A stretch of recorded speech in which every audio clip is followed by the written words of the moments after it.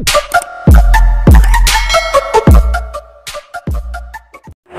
mga master! Welcome back again to our channel. Panibagong araw, panibagong kabanata na naman ang pagsamasamayin natin ngayong araw na ito. At kung bago ka sa ating channel, pag-click ang subscribe button and hit the notification bell para updated kayo sa ating mga susunod na videos.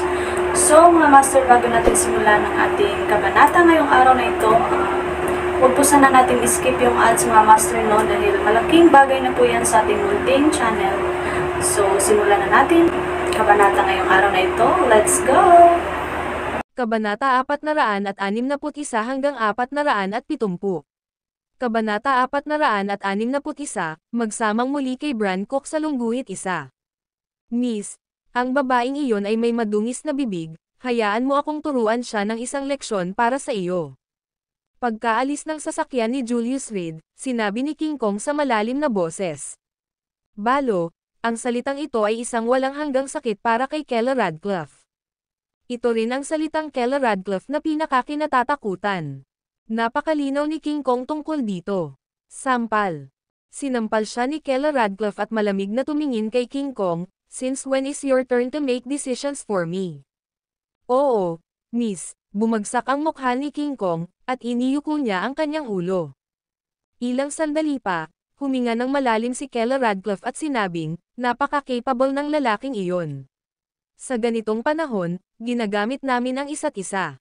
Ano ang mabuting na idudulot ng magkaaway?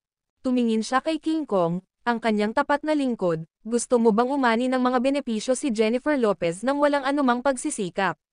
Nagtitiis ako sa loob ng maraming taon, at ngayon ay nasa harapan ko ang isang magandang pagkakataon. Hindi ko ba dapat pahalagahan ito? Pasensya na, miss. Inangat ni King Kong ang kanyang ulo, mahigpit na nakakuyom ang kanyang mga kamao, hanggat nandito ako, sisiguraduhin kong hindi ka masasaktan. Pangako. May liwanag sa mata niya. Susunod, kailangan nating harapin ang babaeng iyon, si Jennifer Lopez. Pinunasan ni Kela Radcliffe ang kanyang mga templo, sa ganitong pandaraya ng maling pagdidirekta sa sakuna, kahit na tumalon sa Yellow River ay hindi malilinas ang pangalan ko. Julius Reed, ikaw ay tunay na dalubhasa dito. Samantala, si Julius Reed ang nagmamaneho at wala siyang pakialam sa nararamdaman ng balo. Asawa, napakaganda mo ngayon. Nang makita ang pagganap ni Kela Radcliffe ngayon, biglang napagtanto ni Julius Reed na kadalasan ay napakabait sa kanya ng kanyang asawa. Kung ang sarili kong asawa ay maaaring ligawan ng iba at ako, bilang kanyang asawa, ay hindi ko siya pinaninindigan, dapat ko bang hayaan ang iba na ituro ang kanilang mga daliri at sabihin na hindi ko kayang panatilihin ang aking lalaki? May bahid ng hinaing sa tono ni Kela Radcliffe na labis na ikinatakot ni Julius Reed kaya mabilis niyang iniba ang usapan. Miss, may naranasan ka bang problema ngayon? Huwag mo nang pag-usapan, ang gulo. Ang pagbanggit lang ng mga pangyayari ngayon ay nagalit na si Kela Radcliffe. Ang mga negosyanteng iyon ay hindi sinsero, na parang nakipagsabuatan sila ng maaga. Maliban kung si Itay Huntington ay personal na gumawa ng isang desisyon, walang nakikinig sa akin, ang pangkalahatang tagapamahala. Sumandal siya sa likurang upuan ng kotse at bumantong hininga, sa pangalan lang. Parehas lang yan sa akin. Pagkasabi pa lang nito ni Julius Reed ay naramdaman na niya ang matalim na tingin ni Kela Radcliffe sa likuran niya. Nagbibiro lang ako, sabihin mo sa akin ang tungkol dito. Nanginginig siya at napahawak sa manibela. Ngayon, napili si Bran Cook bilang kinatawan ng mga mahuhusay na negosyante, na namamahala sa paghahatid ng kagustuhan ng mga negosyante mula sa Gonzales City. Kaya, ako bilang tagapamahala ay talagang isang mensahero. Ang mga mungkahi na ginawa ko ay direktang tinanggihan, at si Bran Cook sa kabilang banda, ang may hawak ng tunay na kapangyarihan. Anuman ang kanyang sabihin, nakikinig sila sa kanya. Upang maiwasang masaktan ang mga pangunahing grupo ng Gonzales City, kailangan ding sumabay sa agos ni Itay Huntington. Pero ngayon, ilang beses niya akong tinulungan at binigyang diin pa ang katayuan ko bilang general manager, kahit na ayaw ko sa kanya. Nagkibit balikat si Kela Radcliffe. Alam niyang hindi magiging madali ang trabahong ito. Pero hindi niya inaasahan na magiging ganito kahirap. Halos lahat ay laban sa kanya. Sa buong Gonzales City, karamihan sa mga negosyo ay natipon sa paligid ng Bran Cook, at maging si Itay Huntington ay nahirapang makipagkompetensya sa kanya. Kung hindi dahil sa reputasyon ng Balo, malamang na iminungkahi na ng mga taong iyon si Bran Cook bilang chairman. Wala ni isang tagumpay. Tinaas ni Julius Reed ang kanyang kilay, lahat ng ito ay nasa kanyang inaasahan. Tiyak na hindi gagawing madali ni Bran Cook para sa Keller Radcliffe. Ang lokasyon para sa opisina ng grupo ay pinili na nasa 5 State International Building sa Gonzales City. Sa hinaharap, ang bawat kumpanya ay magpapadala ng isang kinatawan upang ganap na pangasiwaan ang mga gawain ng kumpanya at upang tanggapin at ihatid ang mga tagubilin ng alyansa ng negosyo. Naglabas ng notebook si Keller Radcliffe, nagsimulang isalaysay ang mga paksang tinalakay sa pulong. Ang pangkalahatang pagpupulong ngayon ay napakahusay, at karamihan sa mga batas ay naipasa, na nagbibigay sa alyansa ng negosyo ng isang paunang hanay ng mga patakaran. Ngunit ang tanging kontrobersya ay tungkol sa pamamahagi ng mga kita. Sa pagtatapos ng araw, nais ng lahat na sumali sa alyansa ng negosyo para sa isang bagay, pera. Kapag naging hindi pantay ang pamamahagi ng mga kita, lilito ang salungatan. Ang isyu ay pinagtatalunan mula tanghali hanggang gabi nang hindi umabot sa anumang mahalagang conclusion. Ano ang mga panukala? Tanong ni Julius Reed. Pagdating sa pera, tiyak na magkakaroon ng malalaking hindi pagkakasundo. Matapos suriin ni Keller Radcliffe ang tatlong plano, nakita ni Julius na pinakakasya siya ang panukala ni Keller. Ang pamamahagi ng dibidendo batay sa ratio ng kontribusyon ay ang pinakapang-agham at pinakapatas na pamamaraan. Kung hindi, ito ay isang senaryo kung saan ang maliliit na kumpanya ay kumikita ng mas kaunti habang ang mga malalaking kumpanya ay kumonsumo ng higit pa at higit pa. Pero walang kwenta ang sinasabi ko, walang nakikinig sa akin.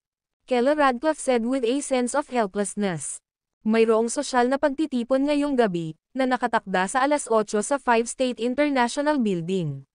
Nag-host si Itay Huntington, na sinasabing ito ay para maging pamilyar ang lahat sa kapaligiran at talakayin ang mga isyu sa araw na ito. Malinaw, ito ay upang malutas ang mga isyu ng pribado. Anong oras tayo dapat pumunta? Nagsimulang pag-isipan ni Julius Reed kung ano ba talaga ang balak ni Itay Huntington. Sa sandaling gumawa ng hakbang si Itay Huntington, nangangahulugan ito na magiging maayos ang lahat. Kung sa aling panig ang mga kaliskis ng tagumpay ay patungo, iyon ay hindi tiyak. Kung hindi matutulungan ni Julius si Keller Radcliffe na magkaroon ng foothold sa alyansa sa negosyo, makatuwirang piliin ni Itay Huntington na makipagtulungan sa Bran Cook sa halip. Mukhang kailangan ko siyang kumatok ng kaunti. Agad na pinaikot ni Julius Reed ang sasakyan at tinungo ang 5 State International. Knock what? Casual na tanong ni Keller Radcliffe na nakaupo sa backseat. Ang kanyang isip ay ganap na abala sa kung paano lutisin ang mga isyu at itatag ang kanyang prestihiyo sa loob ng alyansa sa negosyo. Mayroon akong aso na medyo masuwayin. Balak ko siyang disiplinahin ng kaunti, para ipakita sa kanya na kaya kong pakainin ang kanyang karne pati na rin pakainin ang kanyang tae. Dahan-dahan ang sabi ni Julius Reed. May aso ka. Maliwanag, abalang-abala si Keller Radcliffe. Oo, at ito ay asong babae sana. Awkward na sabi ni Julius Reed. Pagdating nila sa 5 State International Building, kakaunti na lang ang mga sasakyan na nakaparada sa entrance. Sa mahigit 2 oras bago magsimula ang social gathering, maraming tao ang nasa daan o nasa bahay. Walang nagmamadaling dumating ng ganoon kaga. Ang 5 State International Building ay matatagpuan sa katimugang bahagi ng Gonzales City, isang mahalagang proyekto sa bagong Southern District at isang malaking sentro ng komersyal. Ang iba pang pagkakakilanlan ni Itay Huntington ay ang pinakamalaking developer ng real estate sa Gonzales City.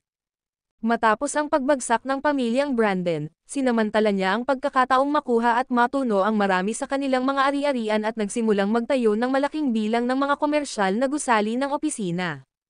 5 State International ang pinakamalaki sa kanila. Ang gusali ay may 33 palapag.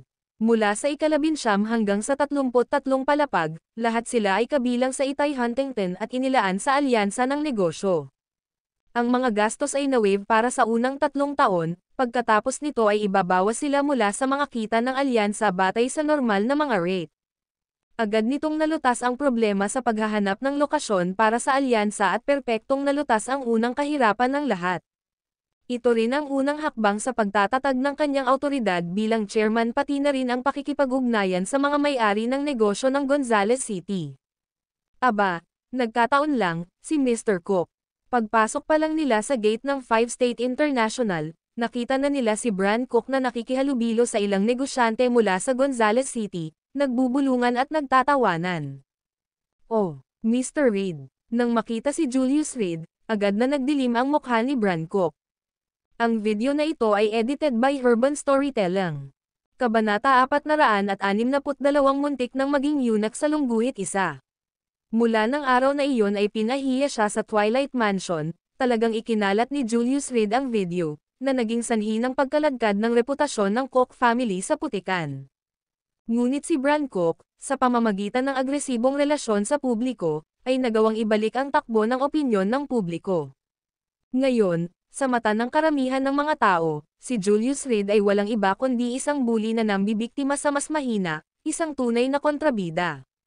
At si Bran Cook ay nakitang tahimik na nagdadala ng kanyang mga pasanin, ang biktima ng pambubuli. Bukod pa rito, ini-redirect ng mga negosyanteng ito ang lahat ng sisihin kay Kela Radcliffe, na humahantong sa ngayon kung saan ang lahat ay sumalungat sa general manager ng sabay-sabay. Kumusta si Mr. Cook kamakailan? Ang pagpapaluhod sa iyo na parang asong humihingi ng pagkain sa araw na iyon, medyo nagsisisi ako. Sabi ni Julius Reed na may halong guilt. Hindi pa man siya nakapagsalita ay biglang nagbago ang kutis ni Bran Cook. Anong ibig mong sabihin lumuhad na parang aso? Ito ba ay isang paghingi ng tawad? Puro pagyayabang. Naglalakad-lakad sa harap niya. Mr. Reed, ang iyong mga salita ay medyo labis. Bago pa makapagsalita si Bran Cook, tumunog na ang may-ari ng Gonzales City Jewelry Store na si Colby Marsh. Nagkaroon siya ng magandang relasyon kay Bran Cook at pinag-isipan pa niyang ipakasal sa kanya ang kanyang anak na babae. Pagkatapos ng lahat, tulad ng isang promising binata ay gumawa ng isang bagay sa kanyang sarili sa kabisera, ang pagbabalik sa Gonzales City ay parang isang phoenix na naninirahan sa isang manukan. Ang paghahanap ng ganoong manugang ay parang paggising sa isang panaginip na tumatawa. At si Bran Cook, na hindi sumang-ayon o tinanggihan, ay, pagkatapos na ang anak na babae ni Colby Marsh ay gumawa ng inisyatiba upang magpakita ng interes, kumain kasama siya ng ilang beses. Pinatibay lamang nito ang determinasyon ni Colby Marsh na manalo kay Bran Cook. Kung magbabalik si Bran Cook at maging chairman ng komersyal na alyansa, na kinuha ang kanyang sarili bilang isang biyenan, tiyak nakikita siya ng isang kapalaran. Isang sure win deal. Sa makatuwid, sa loob ng komersyal na alyansa, hinikayat niya ang kanyang mga kaibigan upang suportahan si Bran Cook ng buong lakas, isang pagpapahayag ng kanyang katapatan. Ang kahihiyan sa ilalim ng pandiya na minsang naranasan ni Truett Yarrow ay wala sa ating mahusay na kultura. Mr. Reed, huwag masyadong masiyahan sa iyong sarili sa lalong madaling panahon. Walang nagmamalasakit sa pagkawala o pakinabang ng isang lungsod, isang teritoryo, tumitingin kami sa pangmatagalang hinaharap. Napanatili ni Bran Cook ang kanyang dignidad at kalmado, at ang kanyang mahusay na pagsasalita ay hindi lamang nagsiwalat ng kanyang sangkap ngunit ipinakita rin sa lahat ang kanyang katatagan. Magaling sinabi, matuwid na ipinahayag ni Colby Marsh, ang ilan ay maikli ang paningin, paano mauunawaan ng mga maya ang mga ambisyon ng isang Sisney. Kailangan niyang panindigan ang kanyang magiging manugang. Sa negosyo ng alahas ng Gonzales City, si Colby Marsh ang pinakamatagumpay. At si Bran Cook ay pribadong nangako, kung gusto ng Bright Sky International na magbukas ng pangalawang tindahan sa Gonzales City, tatanggi siya. Sa loob ng 3 taon, palalawakan niya ang tindahan ng alahas ng Colby Marsh sa Five River Province at tataas ang kita nito ng 10 beses. Sa pangakong ito, mas naging masigasig si Colby Marsh. Tama, ang tagumpay ng isang kontrabida. Tingnan mo ang ngiting iyon, ang pagkabalisa ng kabataan, dapat kang matuto mula kay Bran Cook. Eksakto. Tingnan mo ang isang taong bumalik mula sa ibang bansa, iba ang kanyang pananalita. At pagkatapos ay tingnan mo itong manugang na ito, ganap na isang kontrabida ang mukha. Anong agwat? Anong agwat? Ang mga kaibigan ni Colby Marsh ay umalangaw din sa kanyang damdamin, at lahat ay tumingin kay Julius Reed ng may paghamak. Para bang ang pagsasalita ng isa pang salita kay Julius Reed ay mabahiran ang kanilang sariling katayuan. Sorry, short-sighted ako, gusto ko lang tingnan kung ano ang nasa harap ko. Ang alam ko lang ay lumuhad sa harap ko si Young Master Cook na parang aso, pinapanood akong kumakain, at hindi naglakas loob na gumalaw sa buong oras. Tungkol naman sa tinatawag mong future, parang wishful thinking yan, di ba? Who knows about the future? For all you know, Bran Cook might be too far away a second time. Nakangiting sabi ni Julius Reed. Namula ang mukha ni Bran Cook. Ang pahayag na ito ay may perpektong kahulugan, sino ang maaaring mahulaan ang hinaharap ng may kailan awan. Nais din niyang makita si Julius Reed na lumuluhod sa kanyang harapan, ngunit walang lakas na gawin ito ngayon, maaari na lamang niyang magpanggap na aliwin ang kanyang sarili sa mga pag-iisip ng pangmatagalan. Si Stacy Cook, napakalakas, kasama ang hindi mabilang na superior na mga empleyado, ay nahulog pa rin sa mga kamay ni Julius Reed, tulad ng ibang miyembro ng Cook family, lahat ay nakaluhod ng patayo. Ang kanyang mga tinaguriang invincible bodyguard, sa isang engkwentro, ay binugbog ng husto ang lahat ng kanilang mga litid at hanggang ngayon, ay hindi pa nakakabangon mula sa kama ng ospital. Maaari lamang piliin ni Bran Cook na maghintay ng kanyang oras, naghihintay ng pagkakataon. Isang pagkakataon para sa isang nakamamatay na suntok. Patuloy kang magpantasya, Mr. Cook, papasok ako kasama ang aking asawa. Isang mahinang ngiti ang ibinigay ni Julius Reed at saka tumalikod, hinayla si Keller Radcliffe kasama niya habang tinatahak nila ang daan patungo sa 5 State International Building. Ang posisyon ng pagtanggap ng alak ay nasa unang palapag na dining hall, na 3 minutong lakad pa. Anong biro? Siya ay isang manugang na nagpakasal sa pamilya, ngunit siya ay kumikilos na parang isang tao. Hindi pa nakaalis si Julius Reed ay isang negosyanteng nasa likuran niya ang nanunuya ng may paghamak. Eksakto, sino ang magsasabi na ang lahat ngayon ay hindi resulta ng kanyang asawa na natutulog sa paligid? Kung hindi, paano nabuhay muli ang halos bangkarota na Radcliffe Group at nakakuha ng malaking halaga ng pera mula sa bangko? Umiling si Kobe Marsh at sinabing may masamang tingin, ano ang ipinagmamalaki niyan? Bahagya pa siyang natatapos sa pagsasalita nang maramdaman niyang may humahaplos sa likod niya. Sino nandyan? Nakasimangot na lumingon si Kobe Marsh, buti na lang nakita niya si Julius Reed, na kanina pa umalis, na parang multo sa likod niya. Tahimik na parang libingan. Hindi nakita bibigyan ng pangalawang pagkakataon para sabihin iyon muli dahil may mga salitang minsan mo lang masasabi sa buong buhay mo. Whiz! Isang suntok ang ibinato ni Julius Reed na tumama sa mukha ni Kobe Marsh. Pumalakpak. Ang lalaki, na halos 50 taong gulang, ay lumipad pabalik ng 4 o 5 metro na parang saranggola na may putol na tali. Pagkatapos ay bumagsak siya ng malakas sa lupa. May lumalabas na dugo sa bibig at ilong niya. Tiniis ni Kobe Marsh ang matinding sakit at nagluwa ng dugo, na pagtanto lamang na nawalan siya ng 2 ngipin sa harapan. Ang natitira ay ginto at nakabitin din ng baluktot, halos malaglag. Ikaw, maghintay ka dyan. Bumangon si Kobe Marsh mula sa lupa at haharapin sana si Julius Reed. Siya ay namuhay ng marangya at lubos na iginagalang sa Gonzales City, kailan pa siya tinakat ng ganito? Ito ay ganap na mapangahas. Ngayon, babalatan kita ng buhay. Kanina lang niya binanggit si Bran Cook at ngayon ay binugbog siya ng ganito, nasaan ang kanyang dignidad? Whiz! Ngunit nang siya ay tumakbo ng 5 hakbang, si Julius Reed, nang hindi lumingon, ay pamitik ng 3 darts patungo sa kanyang mga paa. 2 darts ang tumama ng 1 sentimetro lamang sa harap ng mga daliri ni Kobe Marsh, na nasira ang kanyang sapatos. Ang pangatlong dart ay sumirit sa pandiyan ng kanyang pantalon, na napunit ang isang butas sa mga ito. Mas mataas ng kalahating sentimetro, at siya sana ang naging bagong eunuch ng sinaunang panahon. Mr. Marsh, okay ka lang. Huwag mo siyang habulin. Nasugatan ka ba? Ang ilang mga negosyante ay agad na nagtipon sa paligid. Bagamat sila ay natakot, pagkatapos na may paputok ni Julius Reed ang 3 putok at humakbang palayo, naglakas loob silang lumapit. Hindi, ayos lang ako. Nanghina ang mga paa ni Kobe Marsh, at basang-basa talaga ang pantalon niya. Si Kobe Marsh, ang jewelry tycoon ng Gonzales City na may asset na nagkakahalaga ng daan-daang milyon, ay talagang nabasa ang kanyang pantalon.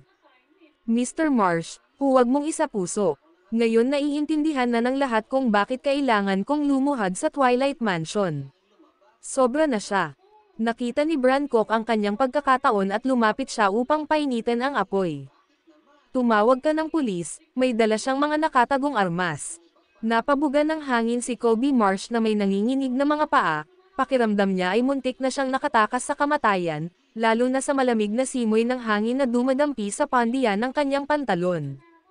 Magaling. Sa pagkakataong ito, mauupo siya sa kulungan ng mahabang panahon. Ito ay pinaghanda ang pagpatay. Tingnan mo, may surveillance camera dito. Masayang kinuha ni Brancock ang kanyang telepono at nag-dial ng emergency number. Ang video na ito ay edited by Urban Storytelling. Kabanata 463 I'm being framed sa lungguhit isa. Papalapit na ang oras para sa party sa gabi, at unti-unting dumarating ang mga negosyante mula sa Gonzales City sa 5 State International Tower. Bagamat may kalahating oras pa bago magsimula ang cocktail party, karaniwang nakarating na ang lahat. Maliban sa host ng cocktail party na ito, ang may-ari ng 5 State International Tower, si Itay Huntington. Bilang chairman ng alyansa ng negosyo, tiyak na gagawa si Itay Huntington sa huling pasukan. Nagkaroon siya ng pribilehiyong iyon. Maya-maya lang ay biglang narinig ang tunog ng mga sirena ng pulis sa labas. Anong nangyayari? Napansin ng isang may matalas na tainga na may mali sa sandaling nangyari ito. Siguro, nakatagpo sila ng isang takas. Casual na nag-isip ang mga negosyante, ngunit walang nagseryoso. Karaniwang makarinig ng mga sirena ng pulis sa isang malaking lungsod, dahil ang ibang mga sasakyan ay automatikong magbibigay daan kapag ang sirena ay nakabukas sa panahon ng pagpapatupad ng mga opisyal na tungkulin. Ang lahat ng naruroon ay isang high-profile na negosyante, kaya walang natakot, at sa gayon ay walang gumawa ng kaguluhan. Ngunit papalapit na ang tunog ng mga sirena. Lalong lumalakas ang mga tunog, at tila may higit sa isang sasakyan. Anong nangyayari? May malapit na bang building? May naramdaman na may mali. Pinili ni Itay Huntington ang isang malayong lokasyon, na nagtatayo ng 5 State International Tower sa gitna ng New District. Kasalukuyang desyerto ang lugar na ito, maliban sa nag-iisang 5 State International, wala nang iba pang malalaking gusali. Maliwanag, papunta dito ang mga sasakyan ng pulis. Kung hindi, hindi sila dadaan dito. Kayong mga lalaki, siguradong wala sa inyo ang gumawa ng mali. Ang bawat tao'y tense na nanonood, subconsciously iniisip na ang isang tao sa mga naruroon ay ginawa ng isang bagay. Ngunit bago pa nila maisip ang anumang bagay, ang mga armadong pulis ay pumasok sa 5 State International at sumisigaw sa loob, lahat, manatili sa kinaroroonan ninyo at maglupasay, huwag gumalaw. Anong nangyayari? Mag-squat down dali. Bagamat nahuli ang lahat sila ay likas na sumunod sa utos ng pulis. Wala pang 5 segundo, sabay-sabay na nag-squat down ang lahat. Sino ang tumawag ng pulis? Isang pulis ang humakbang pasulong, habang ang iba pang mga opisyal ay mapagbantay sa paligid. Ginawa ko. Itinaas ni Brancock ang kanyang mga kamay at dahan-daang tumayo mula sa karamihan. Sa sandaling siya ay tumayo, ilang mga opisyal ang lumapit sa kanya at masusing hinanap siya. Matapos makumpirmang hindi siya banta, tumanggaw sila sa opisyal. Nasaan ang tao? Tumingin ang opisyal kay Brancock at nagtanong sa seryosong tono. Naka-duty siya nang matanggap niya ang mensahe na may nagtangkang pumatay. Ito ay isang seryosong bagay. At talagang hindi siya papayag na mangyari sa kanyang relo ang ganitong karumal-dumal na pangyayari. May isang lalaki na nagngangalang Julius Reed na, halos 20 minuto lang ang nakalipas, ay nagbanta sa aking kaibigan. Itinuro ni Brancock si Kobe Marsh. Sa sandaling ito, mapatla ang mukha ni Kobe Marsh, hindi pa rin nakaka-recover sa gulat. Iyon ang unang pagkakataong may bumato sa kanya, at muntik nang mabuwisan ang buhay niya. Kung mas mayaman ang isang tao, mas natatakot sila sa kamatayan. Si Kobe Marsh ay may hindi mabilang na mga ari-arian at kahit na pinananatili ang isang samahan ng mga mistress sa labas paano niya natitiis na mamatay. Lumunok siya ng mariin at, ay nalalayan ng dalawa pa, itinuro ang direksyon na pinuntahan ni Julius Reed, na nagbibintang na nagsasabing, ngayon lang, Tinutukan ako ng isang lalaking nagngangalang Julius Reed ng pana sa akin. Pakiusap, kailangan mo siyang mahuli at parusahan ng mahigpit ang hamak na ito ng lipunan.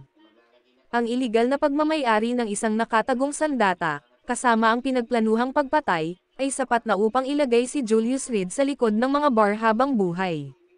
Kung gayon, hindi ba maginhawang mahuhulog si Kela Radcliffe sa ilalim ng kontrol ni Bran Cook?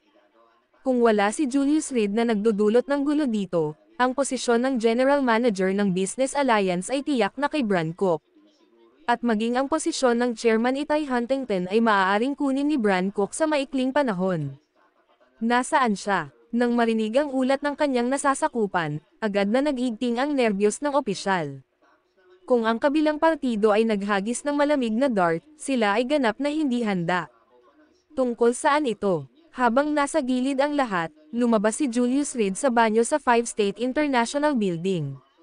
Ito ay, siya iyon. Sa sobrang takot ni Kobe Marsh ay nauutos siya, at likas na umatras. Walang sino man ang hindi natatakot sa kamatayan, lalo na kapag ito ay isang hindi karapat-dapat na kamatayan. Mag-freeze, huwag gumalaw. Agad na itinaas ng mga ganap na armadong opisyal ang kanilang mga baril, tinutukan si Julius Reed. Bilis, hulihin mo siya. Excited na sigaw ni Kobe Marsh. Ito ang kanyang pinakamahusay na pagkakataon para sa paghihiganti. Ang bastos na iyon, maglakas loob na patumbahin ang kanyang mga ngipin sa harapan ng isang suntok. Iyon ang unang pagkakataon na nakaranas si Kobe Marsh ng ganoon kaiyahiyang kahihiyan simula nang makaalis siya. Ngayon, kasama ang 12 ng mga pulis sa eksena, si Julius Reed ay walang paraan upang makatakas. Ang pag-iisip ng mayabang na binata na ito sa lalong madaling panahon ay gumugol ng kanyang buhay sa likod ng mga bar ay nagbigay sa kanya ng isang hindi maipaliwanag na pakiramdam ng kasiyahan. Tumayo ka, maglupasay, mga kamay sa iyong ulo. Kasunod ng mga utos, ilang mga opisyal, na may mga baril na nakahanda, ay maingat na sumulong. Ang natitira ay eksaktong nakatutok mula sa likuran, at 2 tagahagis ng dart ang pinupuntirya ang ulo ni Julius Reed. Tila ang anumang bahagyang kaluskos ay maaaring magudyok sa kanila na magpadala ng mga darts na lumilipad. Kapag nandoon ka na at kumakain ng pagkain sa bilangguan, ako na ang bahala sa asawa mo para sa iyo. Mapait na inisip ni Bran Cook sa sarili. Bilang isang pinapabore na anak ng langit, na sinusuportahan ng hindi mabilang na mga tao, nabuhay siya sa isang mundo kung saan siya ay palaging sentro ng atensyon. Ngunit ang hitsura ng lalaking ito ay nagpahamak sa kanya. Siya ay naiwan na may bahid na reputasyon at isang malalim na niyurakan na dignidad. Igugol mo ang natitirang bahagi ng iyong buhay doon. Huminga siya ng malalim, habang malapit ng maisakatuparan ang kanyang malaking paghihiganti, hindi niya maiwasang manginig. Hindi inaasahan ni Bran Cook na darating ang araw na ito ng ganoon kaga at talagang tiyak. Halos wasakin ni Julius Reed ang kanyang sarili sa pinaka-idiotic na paraan na maiisip. Hindi na niya kailangan pang magtaas ng daliri si Bran Cook at ang iba pa, nilero niya ang kanyang sarili hanggang sa mamatay. Tanga, opisyal, tungkol saan ang lahat ng ito? Yumuko si Julius Reed, nalilitong tanong. Julius Reed, tumigil ka na sa pagiging pipi. Nagtago ka ng isang kahon ng mga lihim na armas, at tinangka mo pa akong patayin. Ngayon, paparusahan ka na ng batas. Sigaw ni Kobe Marsh mula sa malayo. Sa napakaraming baril sa likod niya, punong-puno siya ng kumpiyansa. Wala na ang naunang imahe ng pagiging natakot sa kanyang talino. Boss Marsh, anong kalokohan ang ibinubulalas mo? Kumunat ang noo ni Julius Reed, ito ay isang frame-up. Ito ay paninirang puri. Opisyal, humihiling ako ng investigasyon sa kanya. Mag-alala ka muna sa sarili mo. Kumunat ang noo ng opisyal at sinenyasan ang kanyang mga tauhan na hanapin si Julius Reed. Huwag kang gumalaw. Panatilihing matatag. Pinakiramdaman ng ilang opisyal ang buong Julius Reed, ngunit wala silang nakita. Hindi kumbinsido, hinanap nila siya muli, kahit na nagdala ng iba't ibang mga instrumento upang dalhin, hindi pa rin nagtagumpay. Ako ay may mali, galit na sigaw ni Julius Reed. Ang video na ito ay edited by Urban Storytelling. Kabanata 464, ang Mantis stalks the cicada sa lungguhit isa. Imposible. Sumimangot si Kobe Marsh at sinabing, Opisyal, nakita ko ito ng sarili kong mga mata. Tiyak na itinago na niya ang sandata ng pagpatay sa ngayon. Tiyak na hulaan ng tusong sorrow na tatawag ako ng pulis. Matatag siyang naniniwala na ang ganitong uri ng pag-iisip ay isang bagay na maaaring maisip ng sinuman. Sino ang magiging hanggal na magsuot pa rin ng dart sa kanilang katawan pagkatapos ihagis ito? At ang pulis na nasa tabi niya ay tila napagtanto rin ito. Una, ay detain ang suspect. Iilan kayong sumama sa akin para tingnan ang surveillance video. Napatingin siya sa mga kamera sa paligid. Kung si Julius Reed ang naghagis ng dart, nakuhanan ito ng surveillance video. Hanggat nakita nila ang video, magiging malinaw ang katotohanan. Pagkatapos magsalita, inakay niya ang kanyang mga tauhan patungo sa control room sa ikatlong palapag. Lahat ng nasa eksena ay nakaturo kay Julius Reed, at ang hangin ay napuno ng katahimikan. You little bastard. You dare to hit me, just you wait. Kapag bumaba ang mga opisyal mamaya, handa kang mabulok sa kulungan. Pero huwag kang mag-alala, aalagaan kita ng asawa at pamilya mo. Napangisi si Kobe Marsh, ngunit nang maalala na si Bran Cook ay mahilig kay Kella Radcliffe, agad niyang pinigilan ang kanyang ngiti. Hindi niya kayang masaktan ang kanyang magiging manugang. Ngayong tinutulungan niya si Bran Cook na pabagsakin si Julius Reed, malaki na ang pabor niya sa kanya. Kung alam ni Bran Cook kung ano ang mabuti para sa kanya, tiyak na pakakasalan niya ang kanyang anak na babae. Sa oras na iyon, siya na ang magiging biyenan ng chairman ng isang business alliance, at ang kanyang katayuan sa Gonzales City ay tataas sa isang iglap. Magaling. Gaya ng sabi nila, nakikita ng langit ang ginagawa natin. Julius Reed, ikaw ay mayabang at nakagawa ng maraming krimen laban sa langit at katwiran ngayon, kahit ang langit ay hindi makayanan at nagpasya na magsisi ka. Lalong nasiyahan si Bran Cook. Ang pagsubaybay sa 5-state international ay napakamoderno, lahat ay gumagamit ng pinakabagong imported na kagamitan. Hanggat nakita ng mga opisyal ang video sa itaas, hindi makakatakas si Julius Reed. Sa totoo lang, mas gusto ni Bran Cook na sinubukang tumakas ni Julius Reed, para mabaril siya kaagad. Iyon ay magpapasaya sa kanya kaysa kay Reed na nabubulok sa kulungan.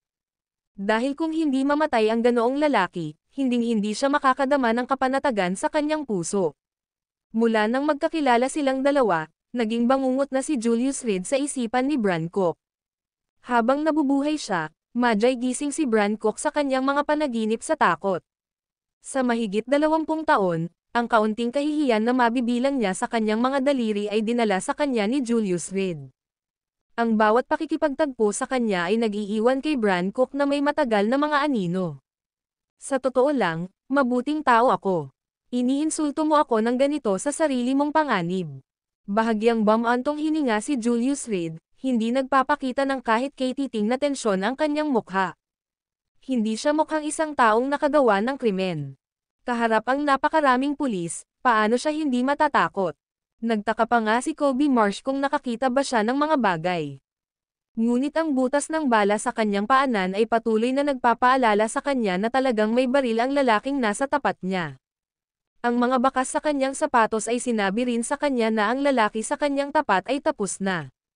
Julius Reed, titingnan ko kung hanggang kailan mo mapapanatili ang iyong matigas na pagkilos. Malamig na sumangot si Kobe Marsh, pinawi ang kanyang dating pagkalungkot. Kung may kukulong niya ang bastard na ito sa kulungan, sulit na sulit ang pagsuntok na ito. Sorry, pero inosente ako. Nagkibit balikat si Julius Reed, mukhang walang magawa.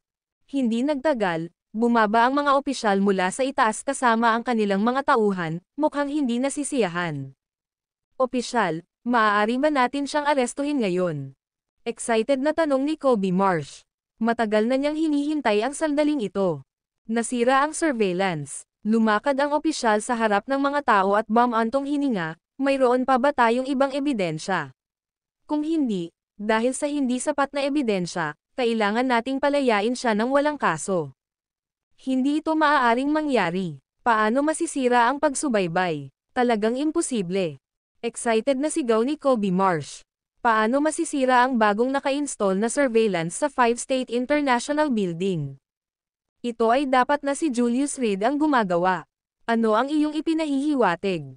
Tiningnan ng opisyal si Kobe Marsh na may malamig na tingin at nagtanong sa isang mahigpit na boses, "Iminumungkahi mo ba na may tinatakpan ako?" Pagdating niya sa ikatlong palapag kasama ang kanyang team, nakita niyang madilim at walang tao ang surveillance room. Pagkatapos lamang ng isang tawag kay Itay Huntington ay nalaman niyang ang 5 State International Building ay hindi pa bukas sa publiko, kaya marami sa mga pasilidad ang hindi ginagamit. Sa madaling salita, pansamantalang hindi gumagana ang surveillance. Hindi makakuha ng ebidensya, inis na siya. At ngayon, sa panahong tulad nito, nagkaroon ng lakas ng loob si Kobe Marsh na magtanong ng ganyan. Siguradong magagalit ito sa kanya. Sino ang tumawag para iulat ito? Matigas na tanong ng opisyal. Ako. Nakaramdam si Brancock ng lamig sa kanyang puso, nakaramdam ng isang nagbabantang premonition. Sa tuwing sinusubukan niyang kalabanan si Julius Reed, siya ang nauwi sa sakit. Opisyal, pinaghihinalaan ko na ang taong ito ay may nakatagong kaso ng sandata sa kanya, at maaaring sinusubukan niyang akusahan ako ng mali. Pagkasabi nito ni Julius Reed ay mabilis siyang lumipat sa likod ni Kobe Marsh.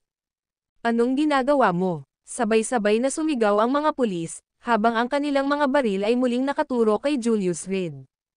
Hinanap na ako, at nang walang anumang ebidensya, hindi mo na ako kailangang tutukan ng baril. Malamig na tinitigan ni Julius Reed ang opisyal. Walang bakas ng takot sa kanyang mga mata. Kahit na, sa harapan niya, ay ang maitim na musol ng mga baril. Ibaba mo. Nakipagpalitan ng tingin sa kanya ang commanding officer, huminga ng malalim, at iwinagayway ang kanyang kamay. Kahit na ang mga tumpak na instrumento ay ginamit at ganap na napatunayang si Julius Reed ay walang nakatagong armas, ang patuloy na ganito ay labag sa mga patakaran. Ngayon, si Julius Reed ay isang ordinaryong mamamayan lamang. Medyo tumatalon sila, nakakakita ng mga banta sa lahat ng dako. Opisyal, dahil may nagsumbong sa akin, wala ba akong karapatan na isumbong si Kobe Marsh, Boss Marsh, dahil sa pagkakaroon din ng ilegal na kaso ng nakatagong armas? Tumingin si Julius Reed sa opisyal. Ano ba ang kinuha mo sa amin? Biro ba kami sa iyo? Sabihin ko sa iyo ang totoo, may kahihinatnan sa paggawa ng maling ulat. Galit na umungol ang opisyal, nag-alab na ang kanyang puso sa apoy ng galit. Fine. Handa akong harapin ang kahihinatnan, kaya pakihanap si Boss Marsh. Kung wala siyang hidden weapon case, tatanggapin ko ang anumang kahihinatnan. Sabi ni Julius Reed, matigas ang mukha. Ha, Julius Reed, may death wish ka talaga. Akala ko nakatakas ka, at nakakaligalig ako. At ngayon, nakikipag-away ka talaga. Tumaas ang kilay ni Kobe Marsh sa tuwa. Ngunit para lamang sa paggawa ng maling ulat, maaari nilang ikulong si Julius Reed. Bagamat hindi ito kas-iya siya gaya ng inaasahan niya, basta't mapapasok niya ang batang ito, masaya siya. Julius Reed, wala pa akong nakitang tao na kasing sabik na mamatay gaya mo. Lihim ding gamaan ang pakiramdam ni Brancock sa gilid. Sa katunayan, upang maiwasan ang gulo, hindi ito dapat ligawan. Hindi bababasa, kapag inakusahan ng paggawa ng maling ulat ay maaaring makulong ng ilang araw ang isa. Paghahanap, ikanaway ng opisyal ang kanyang kamay, handang kunin si Julius Reed sa kustodiya. Hey, hintayin mo ang kapahamakan mo. Napakahusay na nakipagtulungan si Kobe Marsh, itinaas ang kanyang mga kamay, ang kanyang tingin kay Julius Reed ay puno ng provokasyon. Magsumbong sa commanding officer, may nakatagong kaso ng armas. Biglang huminto sa paggalaw ang pulis. Nakabantay. Kasunod ng isang sigaw, ang mga baril ay agad na nakatutok kay Kobe Marsh.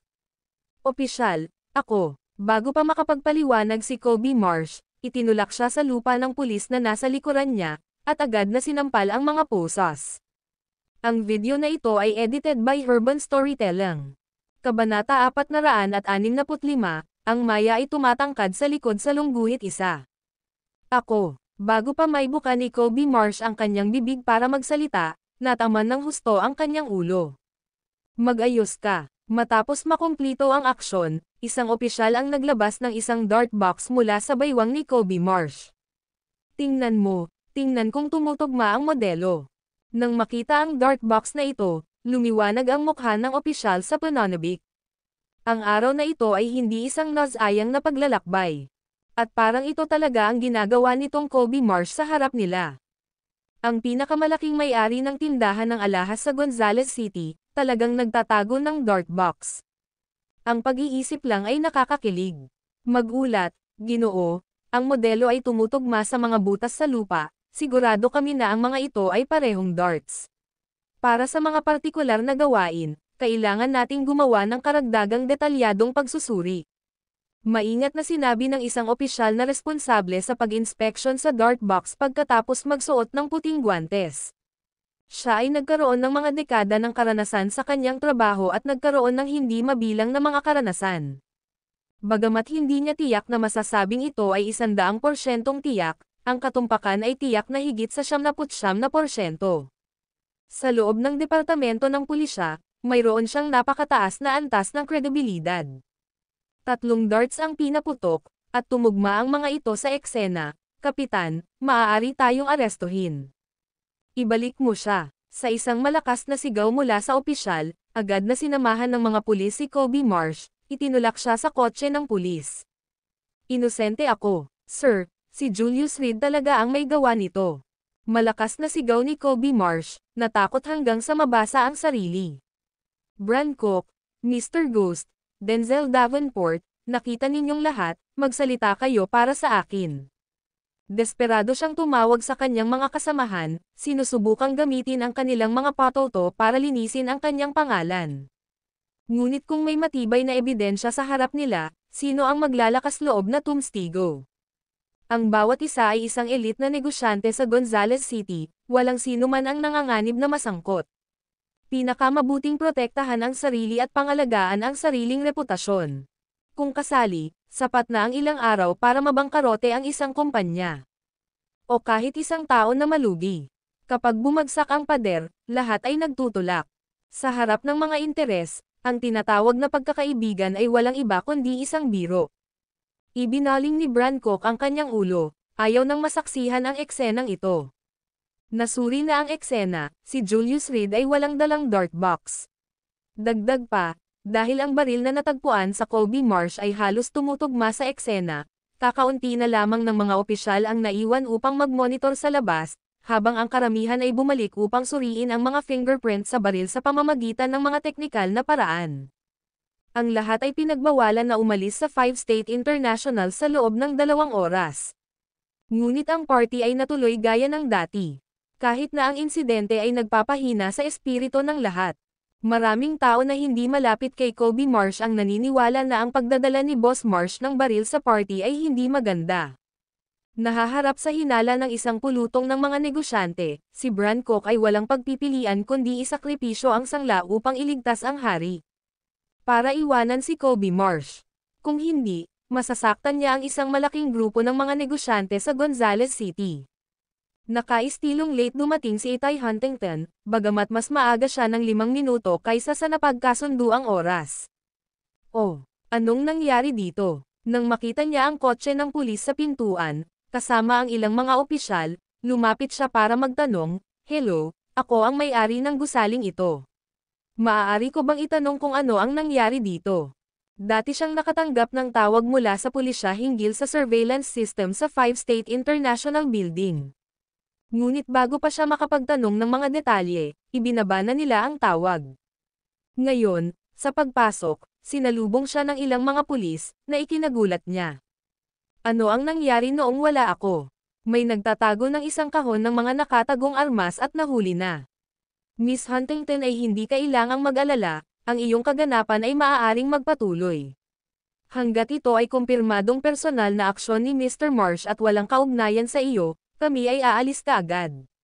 Mangyaring tanggapin ang aming paumanhin para sa anumang abala na naidulot. Magalang na sagot ng isang pulis. Kobe Marsh, nagtatago ng isang kahon ng mga nakatagong armas. Iniisip ni Itay Huntington kung mali ba ang narinig niya. Bakit ang pinuno ng negosyo ng alahas ng Gonzales City ay magdadala ng isang nakatagong kahon ng armas sa ganoong okasyon? At paano ito natuklasan? Agad siyang pumasok sa 5-State International Building upang maunawaan ang sitwasyon mula sa ilang lokal na negosyante. Matapos malaman ang buong kwento, nilapitan ni Itay Huntington si Julius Reed at nagtanong, "Nagawa mo ba ito?" Nagbibiro ka ba ate? Si Boss Marsh ang kumuha ng nakatagong kahon ng sandata para hampasin ako, paano ito naging gawa ko? Sabi ni Julius Reed na may inosenteng mukha, na nakatingin sa biktima. Malamig na tumikim si Itay Huntington, hindi siya malilinlang ni Julius Reed. Pagkaraan ng ilang sandali ay nakadama siya ng pag-iingat sa tila pabigla-bigla nitong binata. Dahil sa tuwing lalabas siyang nawawala ng katwiran sa salpok, malaki ang halaga ng kanyang mga kalaban. At siya mismo ay lalabas ng hindi nasaktan. Salamat sa pera, napakalaking numero. Ano ngayon? Nagbabalak na panatilihin akong mistress. Medyo matarik ang presyo, nag-aalala akong hindi ito kaya ng katawan ko. Si Itay Huntington ay muling nagpatibay ng isang mapang-akit na kilos. Ate, anong pera? Napakamot ng ulo si Julius Reed at sinabing, ano ang pinagsasabi mo? Ha, mga lalaki. Malamig na sumagot si Itay Huntington, hindi ba't ikaw ang nagpalipat kay Jennifer Lopez ng pera sa aking card? Ngayon ay damaykit na ang putik, teman o hindi, nandoon pa rin. Naisipan niyang magpaliwanag kay Jennifer Lopez. Ngunit ang lakas ng dalawang babae ay hindi masyadong naiiba, sila ay karaniwang pantay. Kung ipapaliwanag niya ang bagay na ito, walang alinlangan na ito ay nagpapakita ng kahinaan kay Jennifer Lopez. Ano kaya ang iisipin ng iba sa kanya noon? Ano kaya ang iisipin ni Jennifer Lopez sa kanya? Kaya ngayon, si Itay Huntington ay kailangang sisihin ng buong tapang habang sinasabing, oo, gusto ko ang pera mo, kaya ano? Dalhin mo. Hindi ko ini-expect na ganyan ka pala ka-outspoken ate. Akala ko hindi magmumura ang babaeng katulad mo. Nag-thumbs up si Julius Reed at tumango, talagang personalidad yan. Hindi na ako makikipag-chat sa iyo, ngunit isa lang ang tandaan mo, ang impluwensya ni Jennifer Lopez ay napakalaki, higit pa sa iniisip mo. Matapos iwanan ang payo na ito, naglakad si Itay Huntington sa sentro ng atensyon at ipinalakpak ang kanyang mga kamay ng malakas. Lahat, bagamat nagkaroon ng kaunting pagkaantala, hindi ito nakakaapekto sa unang cocktail party ng aming alyansa sa negosyo. Malakas na sumigaw si Itay Huntington, ngayon, mangyaring sundan ako sa hotel. Ang ikalawang palapag ng 5 State International Building ay isang restaurant. Isang internasyonal na restaurant, exclusive para sa iba't ibang mga pagpupulong. Ang pagpili sa lokasyong ito para sa cocktail party ay ang paraan ni Itay Huntington sa pagpapakita ng kanyang lakas. Upang linawin sa mga negosyante ng Gonzales City na siya, si Itay Huntington, ay talagang karapat-dapat sa posisyon ng chairman. Ang pagkuha kay Kobe Marsh ay isang maliit na insidente lamang. Mabilis na nawala ang kaba at panik na mood ng karamihan. Ang grupo ay unti-unting pumunta sa ikalawang palapag, nagkukwentuhan at nagtatawanan, nagsimulang talakayin ang hinaharap at ilang mga isyu tungkol sa alyansa ng negosyo. Gumawa si Bran Cook ng ilang mga senadoryas ng kamay, na nagpapahiwatig sa kanyang mga taga-suporta na magpatuloy ayon sa plano. Bagamat nawalan siya ng masugid na taga-suporta sa Kobe Marsh, may daan-daan at libu-libong negosyante sa Gonzales City, kaya hindi siya nagkukulang ng ilang tao.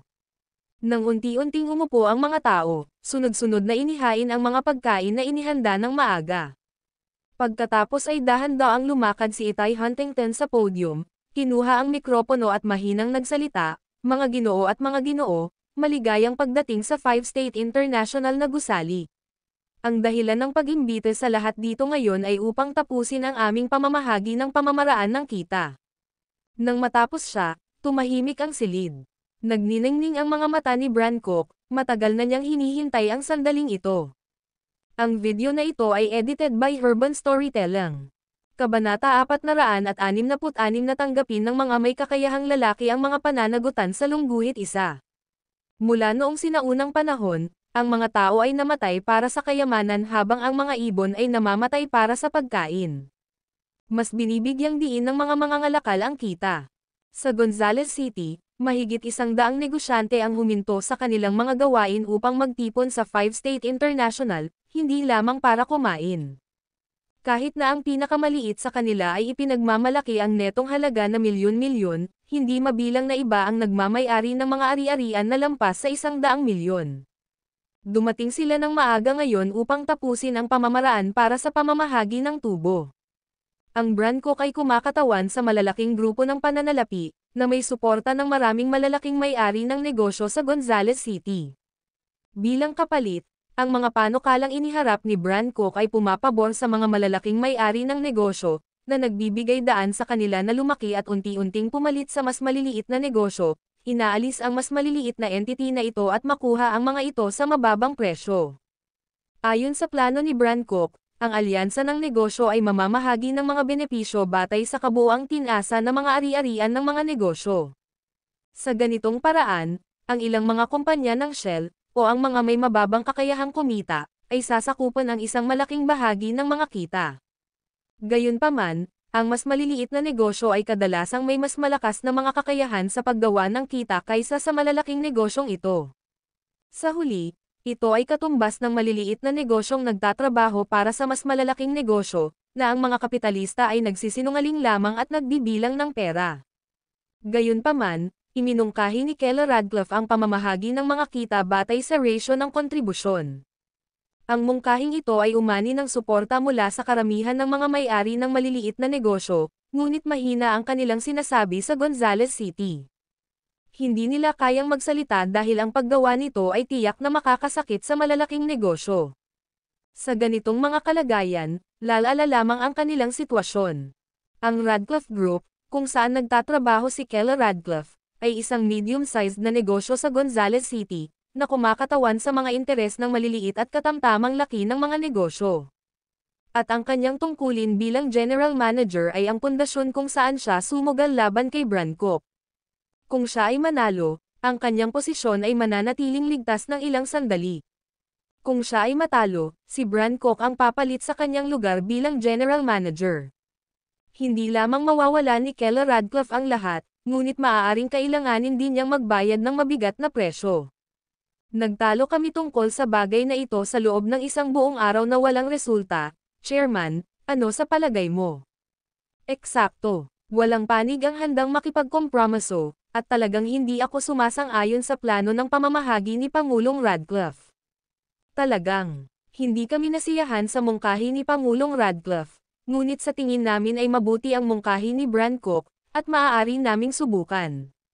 Nang marinig ni Itay Huntington na ilabas ang isyo, nagsimulang mag-usap ang lahat ng may animated na paraan, bawat isa ay nag-aalok ng kanilang opinyon.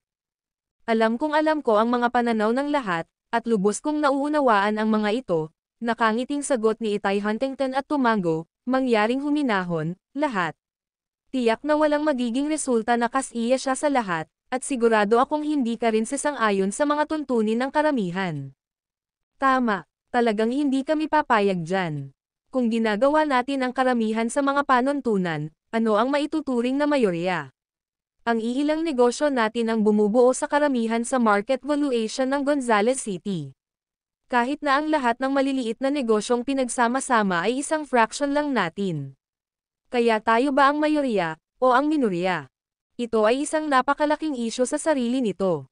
Ang alyansa sa negosyo ay naitatag lamang, kaya dapat tayong magkaroon ng katanggap-tanggap na paliwanag, kung hindi, hindi tayo sasang-ayon.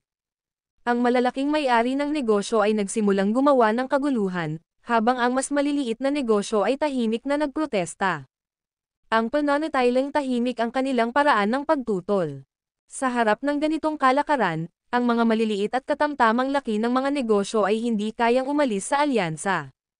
Kung aalis sila, wala na silang matitira sa kanilang mga ulo sa kamatayan. Kung magsasama-sama ang malalaking negosyong ito, madali nilang mamanapoliya ang merkado at durugan ang mas maliliit. Ang mga may-ari ng maliliit na negosyo ay walang pagpipilian kundi ang umasa na ang Keller Radcliffe ay makakakuha ng isang patas na plano sa pamamahagi ng kita. Dahil ang lahat ay nananatili sa kanilang mga baril, sa palagay ko dapat tayong pumili ng isang kinatawan upang makipag-ayos, iminungkahi ni Itay Huntington. Dahan-daang tumayo si brand Coke at tumingin kay Itay Huntington sa entablado. Ate, ano ang opinyon mo? Sumasang-ayon kami. Tama, si Young Master Coke ang ating kinatawan. Sa tingin namin, si Young Master Coke ang dapat na general manager. Si Keller Radcliffe ay hindi angkop para dito. Ang karamihan ng malalaking may-ari ng negosyo ay nagsimulang magsaya sa ibaba. Samantala, Pinanood ni Itay Huntington ang lahat mula sa entablado. Gusto nila ng eksakto ang ganitong uri ng epekto. Habang ang dalawang paksayon ay nagtatalo, sila ay maghahabi sa pagitan nila, aani ng mga benepisyo. Tulad ng mga sinaunang emperador na pinahintulutan ang mga paksyonal na labanan upang mapanatili ang balanse, ang pinakamatalinong pagpipilian. Kung mas matindi ang pakikibaka sa pagitan ng dalawang paksayon, mas malaki ang personal na benepisyo para kay Itay. Bagamat nangako kay Julius Reed na tulungan si Keller Radcliffe na humawak sa posisyon ng General Manager. Ang pampublikong damdamin ay hindi isang bagay na maaaring ipag-utos. Bilang chairman ng Business Alliance, kailangan din nilang isaalang-alang ang kagustuhan ng mga miyembro nito. So, kung ganoon nga, then, nilingan ni Itay Huntington si Keller Radcliffe, President Radcliffe, kinakatawan mo ba ang kabilang panig? Ako, tumayo si Keller Radcliffe, pantay-pantay at mapilit na magsalita. Siya mismo ang chairman ng Radcliffe Group, at ang gayong pamamahagi ng kita ay, sa katunayan, ang pinakamahusay na opsyon para sa Radcliffe Group. Tungkol sa alyansa sa negosyo, narinig ko mula kay Chairman Huntington na kailangan nating mag-imbita ng isang celebrity spokesperson para i-promote tayo, para makaakit ng mas malaking pamumuhunan sa negosyo, patuloy niya. Tumayo si Bran Cook, mga kamay sa kanyang mga bulsa, at tumingin kay Itay Huntington, "Ate, iyon ang bagay, tama ba?" Talaga, tumanggo si Itay Huntington. Ang aming alyansa sa negosyo ay isang malaking bagong negosyo. At ang unang bagay para sa isang negosyo ay ang pagbuo ng isang imahe ng tatak. Ang pinakasimple at pinakasimpleng paraan ay ang paghahanap ng tagapagsalita na nagdadala ng napakalaking trapiko. Ang bagay na ito ay dumating na sa pulong ngayon. Kaya lang, dahil sa malaking pagkakaiba sa mga opinyon tungkol sa pamamahagi ng tubo, ito ay isinantabi muna. Hindi alam ni Itay Huntington kung bakit ito dinadala ni Bran Cook ngayon o kung ano ang kanyang sinadya. Dahil ang bagay na ito ay may kinalaman sa kinabukasan ng aming alyansa sa negosyo, gusto kong makipagpustahan kay Pangulong Radcliffe, sabi ni Bran Cook, na humarap kay Keller Radcliffe. Sa buong kasaysayan, ang mga matataas na posisyon ay inookupahan ng mga may kakayahan, tama.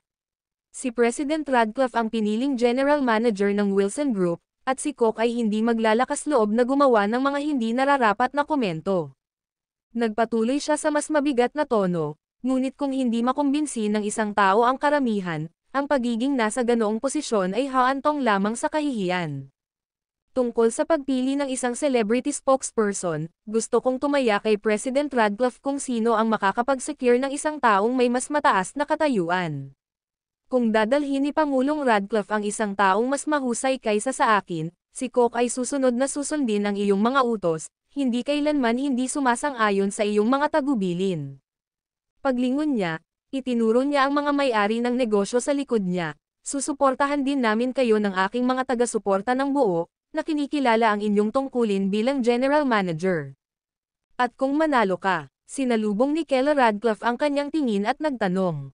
Ang palengke ay palaging isang larangan ng digmaan na walang usok.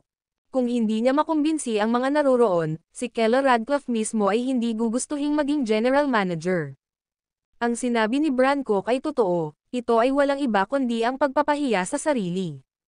Sa halip, sabik na hinintay ni Keller Radcliffe ang pagkakataong ito para patunayan ang sarili. Para ipakita na mas may kakayahan siya kaysa kay Bran Cook. Siya ay hindi kailanman naging isa na umamin ng pagkatalo. Kung manalo ako, ang plano sa pamamahagi ng tubo ay susundin ang aking panukala. At ang posisyon ng General Manager ay akin na sakupin. Ang mga may kakayahang kumuha ng trono. Umuungal si Bran Cook sa damdamin. Sumasang-ayon ako. Si Keller Radcliffe, ang kanyang titig na matatag, ay tumingin kay Itay Huntington, mangyaring sumaksi, tagapangulo, handa akong makipagsugal kay Bran Cook. Ang video na ito ay edited by Urban Storytelling. Kabanata 467 ang sabuatan ni Bran Cook sa Lungguhit Isa. Ikaw, sigurado. Nang itanong ito ni Itay Huntington, dahan-daang lumipat ang tingin niya kay Julius Reed. Napakalinaw niya na ang bagay na ito ay kailangang magkaroon ng pag-aproba ni Julius Reed. Kung hindi, magiging walang kabuluhan ang lahat at makakasakit din siya sa isang potensyal na kakampi. Si Itay Huntington, na bihasa sa mga alituntunin ng komersyal na larangan ng digmaan, ay ganap na hindi papayag na agawin ni Bran Cook ang posisyon ni Keller Radcliffe at mag-isang mangibabaw. Sa kasong iyon, ang kanyang posisyon bilang chairman ay hindi matatag, kailangan niya ng dalawang puwersa para balansehin ang isa't isa. Pero ayaw din niyang si Keller Radcliffe ang maging direktang kakompetensya niya. Ang mungkahi ni Julius Reed sa kanya na kunin ang tungkulin ng chairman ay nagpahiwatig sa kanyang intensyon. Kung si Keller Radcliffe, hindi niya magagawang takutin ang mga lumang slick sa Gonzales City.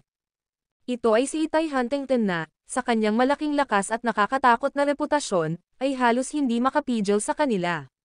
Ngunit sa sandaling makuha ng isa ang posisyon na iyon, walang gustong bumaba mula rito. Kailangan niya ang kapangyarihan sa likod ng parehong Bran Cook at Julius Reed upang mabalanse ang isa't isa. Habang siya namagitan sa gitna, kung ang hindi pagkakaunawaan ay magpapatuloy ng ganito, natatakot ako na ang alyansa ng negosyo ay hindi maaaring gumana ng maayos at kaagad. Ngayon, lahat tayo ay sumaksi dito at tingnan kung sino ang may higit na kakayahan. Nakangiting sabi ni Julius Reed. Eksakto. Alinmang panig ang manalo, ang nanalong partidong iyon ay hindi maikakailang magiging karapat-dapat na kandidato para sa pangkalahatang tagapamahala. Ang lahat ng mga negosyante ay dapat sumunod, kung hindi, sila ay magiging mga kaaway ng buong alyansa. Sinabi ni Bran Cook, na nakatingin kay Itay Huntington, pero nagtataka ako, tungkol sa Wilson Group. Dati, kahit na makuha ang suporta ng mayoriya ng mga negosyante sa Gonzales City, nabigo siyang kumuha ng posisyon bilang general manager. Sa huli, ito ay dahil sa Wilson Group, ang financial backer, na sumasalungat sa kanya, na ginagawang walang silbi ang mga protesta ng iba. Sa harap ng ganap na kapangyarihan, lahat ng iba ay walang saysay. Kung siya ang nanalo ngunit ang Wilson Group ay hindi sumang-ayon sa huli, hindi ba't ang lahat ay walang kabuluhan? Alam ng lahat na ito ay isang laro ng paggastos ng pera at paggamit ng mga koneksyon. Kung sino ang may mas malakas na koneksyon at mas maraming pera ang mananalo. Sa suporta ng napakaraming nangungunang negosyo sa Gonzales City na nakatayo sa likod ng Bran Cook, na nag-aambag ng pera at pagsisikap, hindi ba sila masasaktan kung hindi sila umani ng mga benepisyo sa huli? Magtiwala ka tungkol dyan. Malamig na tiningnan ni Keller Radcliffe si Bran Cook at nangingibabaw na sinabi, kung matatalo ako, personal kong ipapaliwanag ang bagay sa Wilson Group at sisiguraduhin kung ikaw ang magiging general manager ng business alliance. Sa dinami-dami ng mga testigo ngayon, my word is my bond. Magaling. Hinampas ni Bran Cook ang mesa, excitement ang nakasulat sa buong mukha niya. Iyon talaga ang assurance na kailangan niya. Sa ilalim ng naturang pagsusuri, kung nawalan siya ng kredibilidad, paano tatayo si Keller Radcliffe sa Gonzales City? Ang maliit na Radcliffe Group ay mapapawi sa isang iglap. Dahil pareho kayong magkasundo, mukhang ito na ang pinakamahusay na solusyon ngayon. Huminga ng malalim si Itay Huntington, na medyo nag-aalala para kay Keller Radcliffe.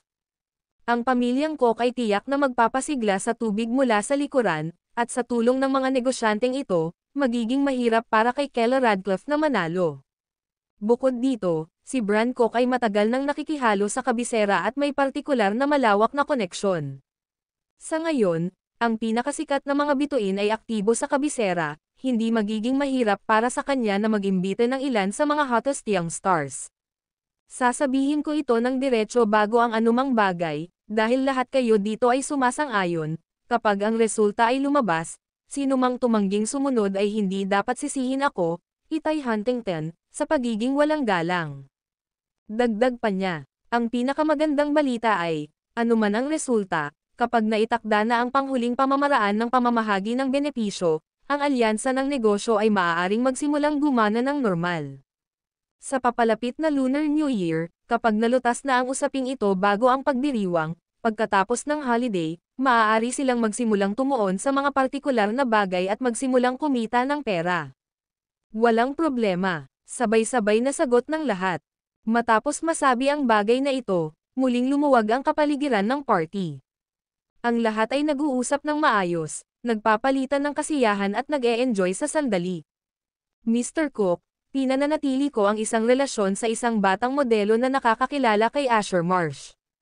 Kung anyayahan namin si Asher Marsh, hindi ba kami makatitiyak ng tagumpay? Nakakatakot na sabi ng isang mamantika na nasa middle-aged na lalaki na nasa edad 50 anyos. Siya ang chairman ng Yangtze River Seafood Group, Cormac Cook. Bagamat ibinahagi niya ang apelyido ng Cook, hindi siya malapit na nauugnay kay Bran Cook. Sa pinakamaganda, sila ay mula sa parehong ancestral lineage, ngunit ito ay hindi malinaw kung ilang henerasyon ang pagitan nila. Talaga, nang marinig ang mungkahing ito, umikot ang mga mata ni Bran Cook habang pinag-iisipan niya ang pagiging posible ng plano. Si Asher Marsh ay isang sumisikat na domestic A-list actress na nagbida sa dalawang sikat na web series at isang pelikula sa loob ng parehong taon. Sa loob lamang ng isang taon, nag-sweep siya ng maraming parangal, nalampasan ang maraming veteranong entertainer at naging isa sa mga nangungunang bituin. Malaki ang kapangyarihan niya. Upang anyayahan ang gayong maimpluwensyang figure, walang alinlangan nagagastos ito ng malaking halaga ng pera. Ngunit hanggat maaari silang manalo, ang gastos ay hindi mahalaga. May suggestion ako, biglang nagsalita ang isang elder, ang kailangan nating gawin sa pagkakataong ito ay talagang talunin si Kela Radcliffe. Tungkol naman sa pag-imbite kay Asher Marsh, huwag na nating pag-usapan kung gaano karaming koneksyon ang kailangan nating gamitin. Ang endorsement fee pa lang ay malaking halaga na. At babayaran natin ito. Elder Mr. Bay, iminumungkahi mo ba? Magalang na humingi ng payo si Bran Cook sa matandang lalaki. Ang matandang lalaki ay ang chairman ng isang kumpanya ng produktong pangkalusugan, na, sa kanyang matalas na pananaw, namuhunan sa industriya ng kalusugan 10 taon na ang nakalilipas at ngayon ay gumawa ng isang kapalaran. Bagamat ang kanyang kabuuang kayamanan ay hindi tumugma kay Ovidio Cook, ang pinakamayamang tao sa Gonzales City, isa pa rin siyang first-rate na star entrepreneur sa lokal.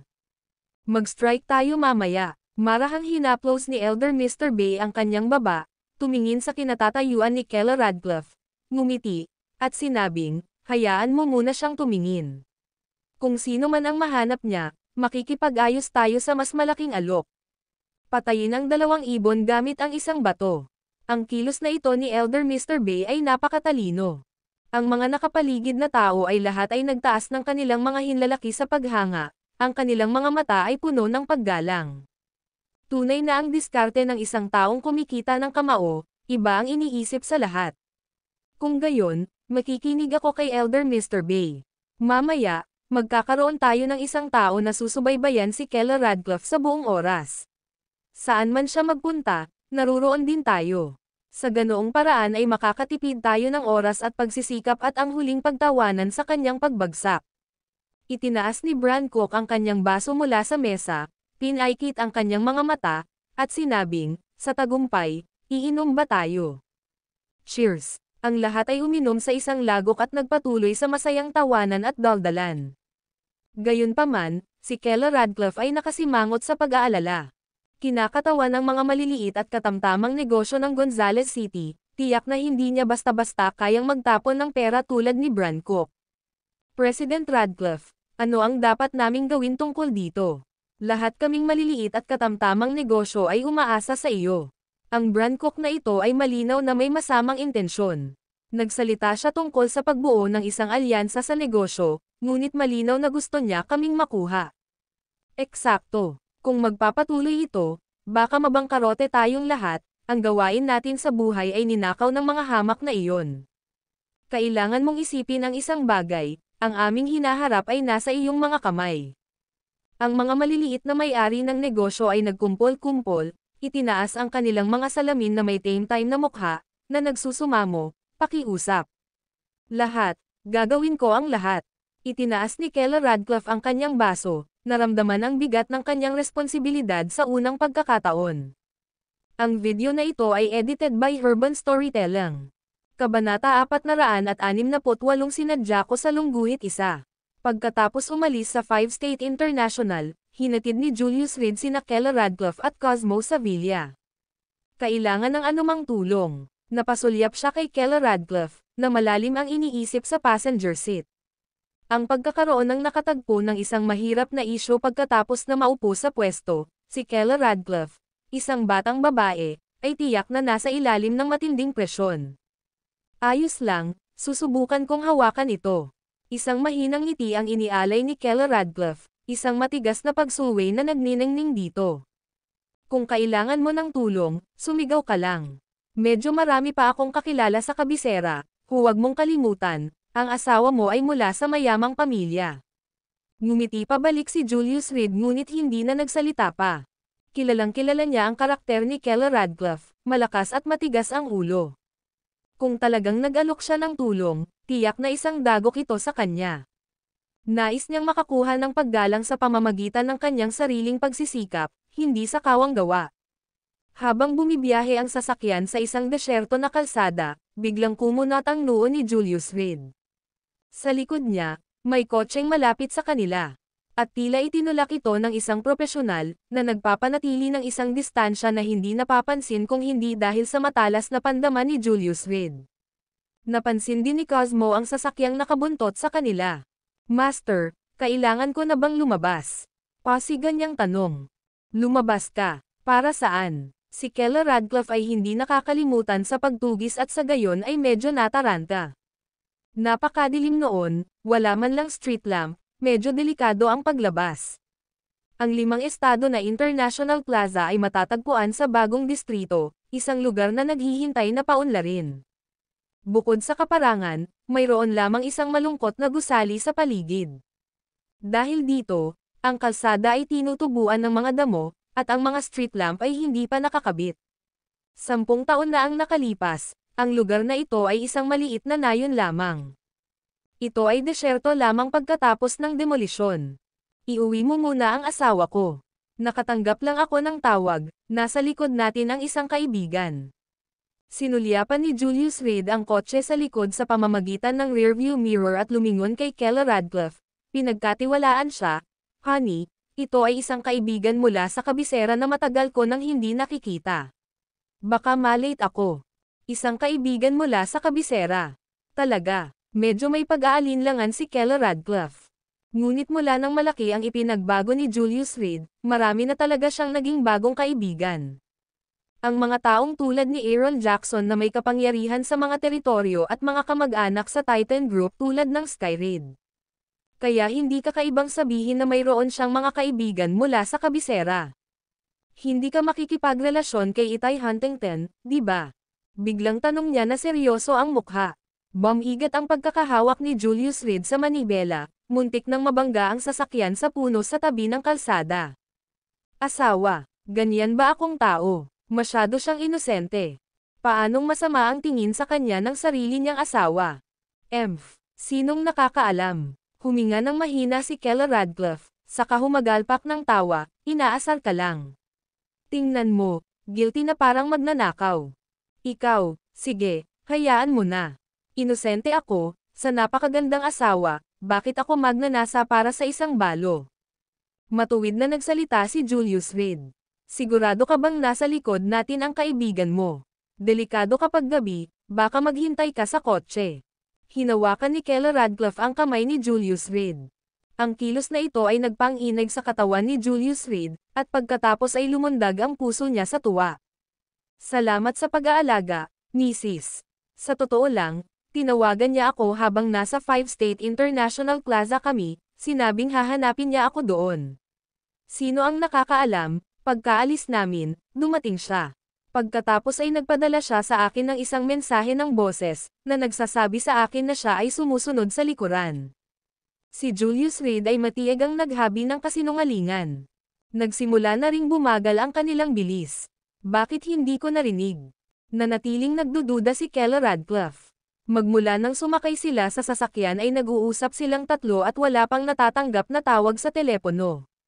Bluetooth headset. Ang pagtawag habang nagmamaneho ay isang may multa na pagkakasala. Itinuro ni Julius Reed ang kaliwang tenga niya.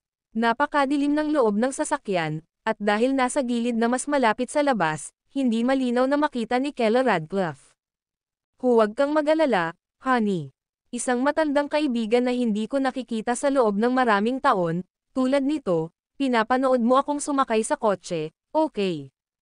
Humalaklak si Julius Reed at dahan-daang huminto sa gilid ng kalsada. Sabay bukas ng pinto at naglakad sa gilid ng kalsada.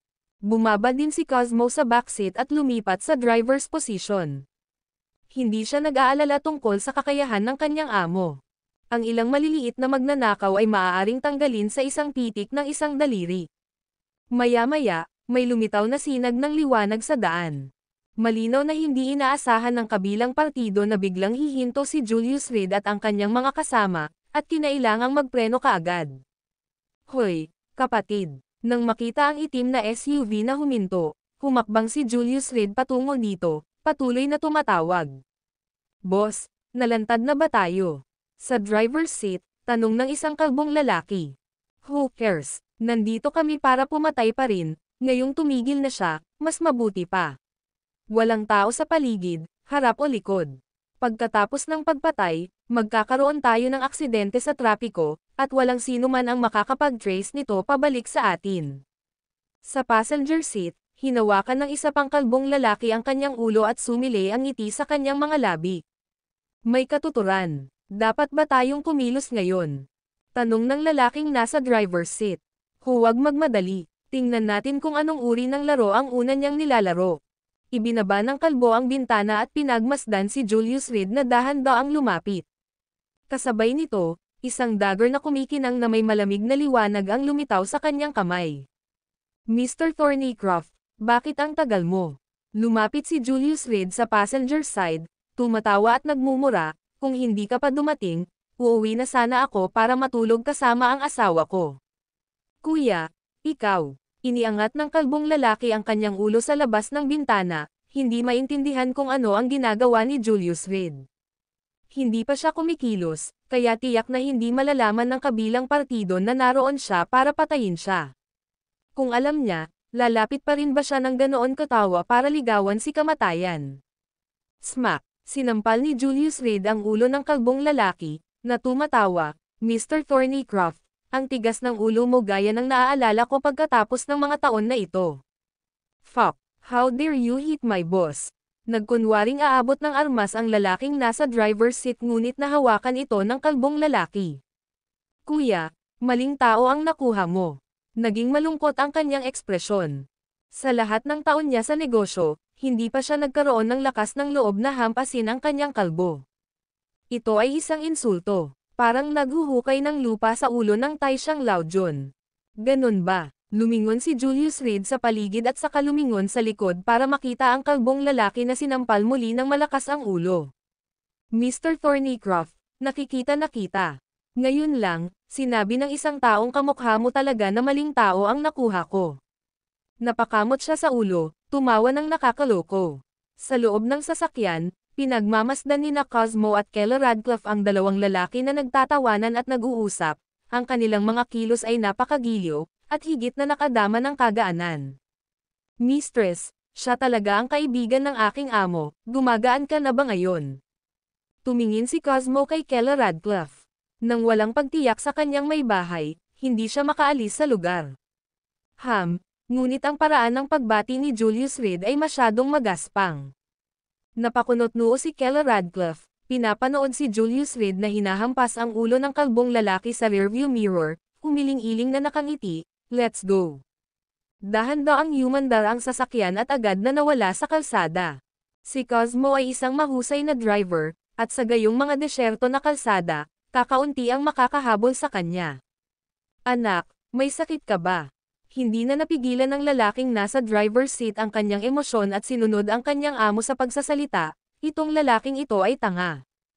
Hindi ako si Mr. Thornycroft. Sinasabi ko ito sa huling pagkakataon. Huminga ng malalim ang kalbo, medyo galit na ngayon. Alam ko, kaya sinasadya ko yon. Nagkibit balikat si Julius Reed, na nagpakita ng ngiti. Ang video na ito ay edited by Urban Storytelling. Kabanata 469, ako ay tuta pagdating sa isang labanan sa lungguhit isa. Sinasadya mo ba akong kutsain? Agad na naging kulay asol ang mukha ng kalbo, at dahan-daang lumitaw sa kanya ang isang pagpatay na layunin. Humandar na ang sasakyan sa harap, kaya hindi siya nag-alala na bigla siyang mabiglo mula sa likuran. Sa tiwangwang na kalsadang ito, hindi magkakaroon ng pagkakataon si Julius Reed na tumakbo. Isa na siyang ibon na nakulong sa hola. Tama, akala ko medyo nakakatuwa. Nakangiting sabi ni Julius Reed, habang naka-cross arms, paano kung isa pa? Talagang humihingi ka ng kamatayan. Itinulak ng kalbong lalaki ang pinto ng kotse at dahan-daang lumapit kay Julius Reed. Sa likuran niya, lumabas din ang lalaki mula sa driver's seat, hawak ang isang triangular na tinik ng militar sa kanyang kamay. Ito ay isang sandata na idinisenyo para sa pagpatay, na may kakayahang kumitil ng buhay sa isang tulak. Ganun ba? Parang hindi mo ako papatayin kung hindi ko hinihiling na mamatay. Walang magawang nagtibit-balikat si Julius Reed, kailangan ko pa ring mamatay, kaya bakit hindi ka saktan ng ilang beses para sa kasiyahan? Ang kanyang optimistikong saloobin ay talagang nagparamdam sa parehong lalaki na medyo hindi mapalagay. Alam mo bang naparito kami para patayin ka? Napakunot ang noo ng kalbong lalaki, nakaramdam ng hindi magandang premonition na bumabangon sa kanya. Sinundan lang niya ang kotse, at ginawa niya iyon ng buong palihim, isang bagay na hindi kailanman mapapansin ng isang ordinaryong tao. Sa tamang sandali, sa isang pagliko, binalak nilang pabilisin ng husto at iram ang isa pang sasakyan sa isang kanal, na lumilikha ng ilusyon ng isang nakamamatay na pag-crash. Sa pamamagitan ng paggawa ng ganitong uri ng trabaho 12-dosenang beses, sila ay mahusay na nasanay. Ngayong may nakakita sa kanilang plano, hindi maiiwasang makaramdam sila ng ilang psikolohikal na kabuluhan. Alam ko rin na si Jennifer Lopez ang nagpadala sa iyo. Tumaas ang isang kilay ni Julius Reed, tumingin sa dalawang lalaki, hindi ako nagkakamali, di ba? Pagkasabi niya nito ay nagulat agad ang dalawang katapat niya. Ang gawain ng pagpatay ay talagang inayos ni Jennifer Lopez. Natuklasan niya na ang video ni Zane Percival na binugbog at umalis na naghahanap ng kanyang mga ngipin ay kumalat online. Kahit ang pamilya Lopez ay alam ito. Si Jennifer Lopez ay may dalawang sospek, ang isa ay si Itay Huntington, ang isa ay si Julius Reed. Bagamat gumastos siya ng maraming pera sa pagkuha ng mga hacker upang ganap na tanggalin ang video, sa lalong madaling panahon na tinanggal nila ang isa ay lumitaw ang isa pa. Ang lokasyon ay Gonzales City, sa labas mismo ng 5 State International Building. Gumamit ng mobile phone ang operator. Kaya si Jennifer Lopez ay gumawa ng isang mapagpasyang desisyon na magpadala ng mga tao upang patayin si Julius Reed at agawin ang teleponong iyon. Kung mabilis na nawala ang video, ibig sabihin ang huling kopya ay kay Julius Reed, at siya ang patuloy na nagpo-post nito. Kung patuloy na na-upload ang video ng walang tigil, nangangahulugan iyon na may kinalaman si Itay Huntington. Pagkatapos ang mga bagay ay magiging komplikado. Tungkol naman kay Julius Reed, nang ahas na salakayin si Zane Percival, nasa landas na siya ng tiyak na kamatayan. Kaya lang, ang biglaang paglabas ng video ngayon ay nagpabilis sa kanyang pagkamatay. Matapos matanggap ang kanilang mga order, nagsimulang sundan ng dalawang lalaki ang sasakyan. Gaya ng binalak, sa loob ng 10 minuto ay mabangga nila ang sasakyan ni Julius Reed sa isang bangin. Doon, na may manipis na mga patak at masungit na mga bato, ang kaligtasan ay hindi malamang. Ngayong nalantad ang kanilang mga pagkakakilanlan, ang dalawang lalaki ay medyo hindi sigurado. Bagamat nakapatay sila ng hindi mabilang na tao, ito ang unang pagkakataon na nakakita sila ng isang taong napakatahimik. Siya ay hindi tila tulad ng isang tao sa bingit ng kamatayan sa lahat. Ha? Anong kalokohan ang pinagsasabi mo? Daan lang tayo. Pagkatapos mo akong kulitin ng paulit-ulit, hindi ba tama lang na pakitunguhan kita? Ang kalbo na lalaki ay palihim na nagtago ng isang punyal sa loob ng kanyang manggas, naghahanda na kunin si Julius Reed ng biglaan at patayin sa isang hampas. Pagkatapos ng nakamamatay na suntok, itatapon nila ang katawan sa kotse at susunugan.